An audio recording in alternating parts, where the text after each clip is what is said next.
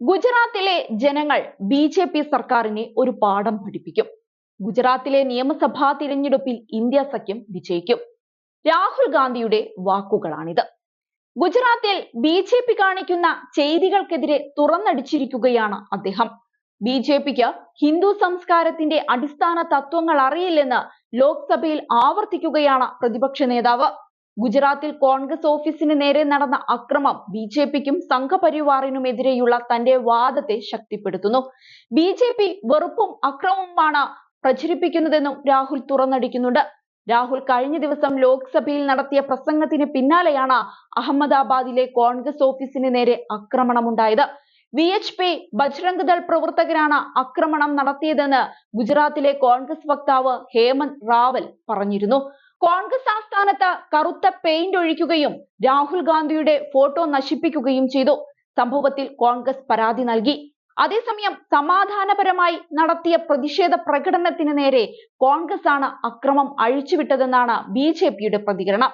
രാഹുൽ ലോക്സഭയിൽ നടത്തിയ പരാമർശത്തിന് മാപ്പു പറയണമെന്ന് ബി.ജെ.പി. പ്രവർത്തകർ ആവശ്യപ്പെടുന്നുണ്ട്. ഹിന്ദുക്കളുടെ പേരിൽ ചിലർ അക്രമം നടത്തുന്നുവെന്ന രാഹുലിന്റെ പരാമർശത്തിനെതിരെയാണ് പാർലമെന്റിനകത്തും പുറത്തും ബി.ജെ.പി. പ്രതിഷേധമുയർത്തിയത്. ആർ.എസ്.എസും ബി.ജെ.പിയും മോദിയും എല്ലാ ഹിന്ദുക്കളുടെയും പ്രതിനിധികളല്ലെന്നും രാഹുൽ പ്രസംഗത്തിൽ പറഞ്ഞിരുന്നു. ഹിന്ദു സമൂഹത്തെ മുഴുവൻ അക്രമാസക്തരെന്ന് രാഹുൽ വിളിച്ചുവെന്നാണ് ബി.ജെ.പിയുടെ ആരോപണം. ഇതിനിടയിൽ പ്രതിപക്ഷം ഇറങ്ങിപ്പോയതും ശ്രദ്ധേയമായി. രാജ്യസഭയിൽ നന്ദിപ്രമേയ ചർച്ചയിൽ കോൺഗ്രസിന്റെ മുൻ അധ്യക്ഷ സോണിയാഗാന്ധിയെ പരിഹസിച്ചതാണ് ഇറങ്ങിപ്പോകാൻ കാരണമായത്. ഇപ്പോൾ പ്രതിപക്ഷത്തിരിക്കുന്നവരാണ് മുൻപ് സർക്കാരിനെ ഓട്ടോ പൈലറ്റിലും റിമോട്ട് പൈലറ്റിലും നിയന്ത്രിച്ചിരുന്നതെന്നായിരുന്നു മോദിയുടെ പരിഹാസം. ഇവർ പ്രവർത്തനത്തിൽ വിശ്വസിക്കുന്നില്ല, അവർക്ക് കാത്തിരിക്കാൻ അറിയില്ലെന്നായിരുന്നു മോദി പറഞ്ഞത്. യു.പി.എയുടെ കാലത്ത് മൻമോഹൻ സിംഗ് സർക്കാരിനെ പിന്നണിയിൽ ഇരുന്ന് നിയന്ത്രിച്ചിരുന്നത് സോണിയാഗാന്ധിയാണെന്ന് ബി.ജെ.പി. ആരോപിച്ചിരുന്നു. ഇത് ചൂണ്ടിക്കാണിച്ചായിരുന്നു മോദിയുടെ പരിഹാസം. ഇതിനു പിന്നാലെ പ്രതിപക്ഷം സഭയിൽ നിന്ന് ഇറങ്ങിപ്പോവുകയായിരുന്നു. കോൺഗ്രസ് അധ്യക്ഷൻ മല്ലികാർജുൻ ഖാർഗെയുടെ നേതൃത്വത്തിലാണ് പ്രതിപക്ഷ എംപിമാർ രാജ്യസഭയിൽ നിന്ന് ഇറങ്ങിപ്പോയത്. രാജ്യസഭാ ചെയർമാൻ ജഗ്ദീപ് ധൻകർ പ്രധാനമന്ത്രിയുടെ പ്രസംഗത്തിൽ ഇടപെടാൻ അനുമതി നൽകാതിരുന്നതുകൊണ്ടായിരുന്നു പ്രതിപക്ഷം ഇറങ്ങിപ്പോയത്. പ്രതിപക്ഷം അവർ ഉന്നയിച്ച ചോദ്യങ്ങൾക്ക് മറുപടി കേൾക്കാൻ നിൽക്കാതെ ഓടിപ്പോകാറാണ് പതിവെന്ന് മോദി കുറ്റപ്പെടുത്തുകയും ചെയ്തിരുന്നു.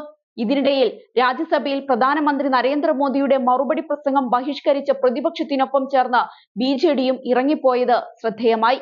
പാർലമെന്റിൽ രാജ്യസഭയിൽ മാത്രം സാന്നിധ്യമുള്ള ബി.ജെ.പി. വിരുദ്ധ പക്ഷത്തായിരിക്കുമെന്ന വ്യക്തമായ സൂചനയാണ് ആദ്യ സമ്മേളനത്തിൽ തന്നെ നൽകുന്നത്. പ്രധാനമന്ത്രി നരേന്ദ്രമോദിയുടെ മറുപടിക്കിടെ പാർട്ടിയുടെ 9 എംപിമാരും പ്രതിപക്ഷത്തിന്റെ വാക്കൌട്ടിനൊപ്പം ചേരുകയായിരുന്നു. ഒഡീഷയിൽ നവീൻ പട്നായിക്കിന്റെ നേതൃത്വത്തിലുള്ള ബി.ജെ.ഡി. സർക്കാരിന്റെ തുടർഭരണത്തിന് അന്ത്യം കുറിച്ചിരിക്കുകയാണ് ബി.ജെ.പി. ഇതാണ് ബി.ജെ.ഡിയെ ചൊടിപ്പിച്ചത്. ഏതായാലും ഇതിലൂടെ വലിയ നഷ്ടമാണ് ബി.ജെ.പിക്ക് ലഭിച്ചതെന്ന് പറയാതെ വയ്യ.